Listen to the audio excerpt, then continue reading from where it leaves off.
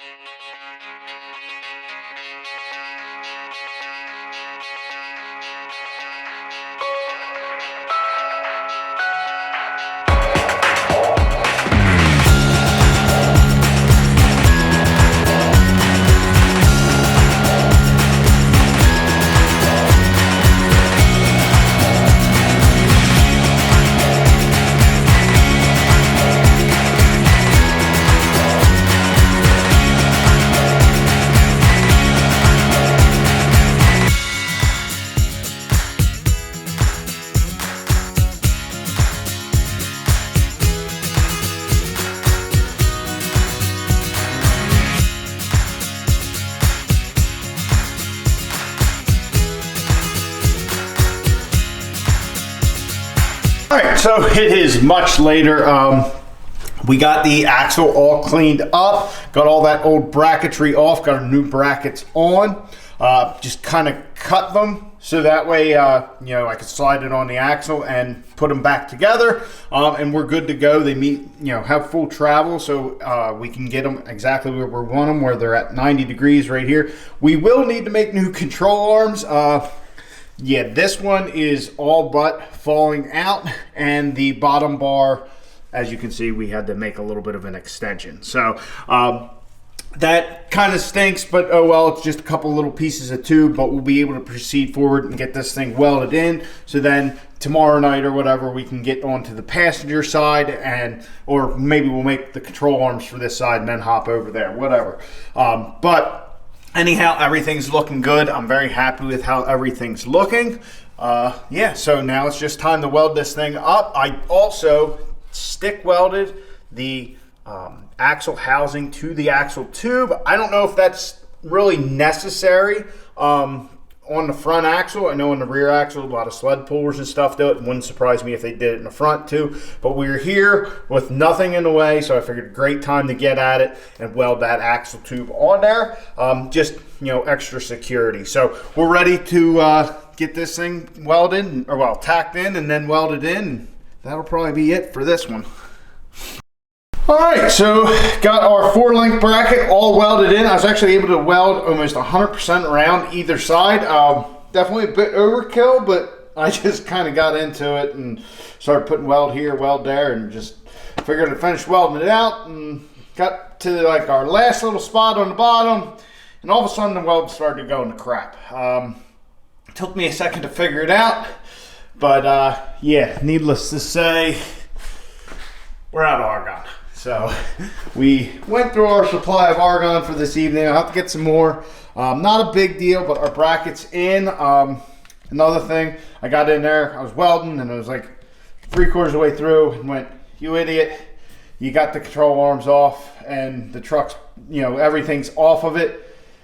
Once you figure out where your coil is going to be, you know, I should have just tacked this in pretty good, made the rest of my hoop so I could order the coilovers, and then do the other side, and then I could have just pulled the axle out and rotated it, made things a lot easier on myself. But you know, sometimes you just get into it, and yeah, you just you realize too late that you could have made work a whole lot easier for yourself. And then as far as our brake line, we're going to actually reattach that. I'm going to use the factory piece of plate there from the bracket, and we'll weld that onto our 4-link bracket, and we will have our brake line all good and ready to go. So made a little more work for myself tonight than I needed to.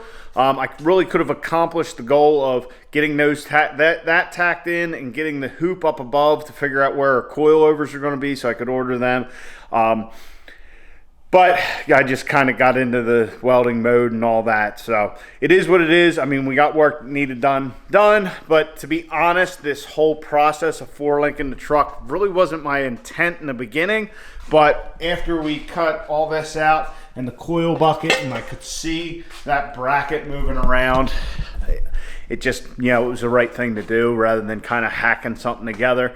We're this far, why not just get rid of the rest of the heavy stuff and go with a good bracket, and we'll have some more adjustability. I mean, yes, now we have to make control arms. This is all just kind of doing things on the fly a little bit. You know, I wanted to put coilovers in there and get rid of some of that weight, and now we're going to have to make another set of control arms, which we have all the fittings. We just need the tube and so on and so forth. So anyway, it's extremely late. I gotta get to bed so I can go to work tomorrow. But our front 4-link is coming along nicely, but we've just made double the work that we needed to by doing things kind of out of order and not having this plan from the get-go. But that's the way it goes sometimes. So anyway, I hope you guys enjoy. Please like the video, subscribe down below. Catch you guys on the next one. Get out in your garage, get the wrenching on your truck.